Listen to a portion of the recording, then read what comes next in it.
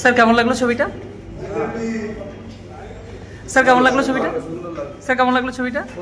খুব সুন্দর হয়েছে। ঋত্বিকে কেমন লাগলো? হেবি সুন্দর অভিনয়। 10-এ কত দেবেন? হ্যাঁ 10-এ কত দেবেন? 10-এ 10 দেবেন। Thank you. স্যার কেমন লাগলো ছবিটা? ভালো। স্যার কেমন লাগলো? স্যার কেমন লাগলো ছবিটা? কেমন লাগলো ছবিটা?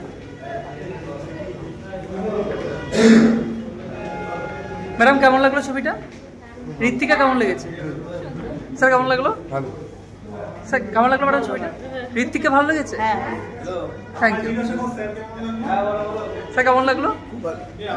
ম্যাডাম কেমন লাগলো ছবিটা? ম্যাডাম কেমন লাগলো ছবিটা? ঋত্বিককে কেমন লেগেছে? 10-এ কত দেবেন?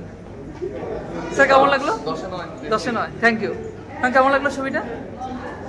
ম্যাডাম কেমন লাগলো ছবিটা? Thank you. ঋত্বিকে কেমন লেগেছে? ঋত্বিকের অভিনয় খুব ভালো। ঋত্বিক সোলাঙ্কির জুটি ভালো। Thank you. Thank you. আমাকে স্যার বলবি প্রথম কথা। আমাদের সাথে আছে দেবুদা, মুহিবাব দেবজ্যোতি। দেবুদা কেমন লাগলো ছবিটা? আমি 10-এ 7.5 দেবো। সিনেমাটা অ্যাটেম্প্ট ওয়াইজ খুব ভালো এবং এন্টারটেইনিং, কিন্তু থ্রু আউট এন্টারটেইনিং। হিউমারটা কাজ করেছে।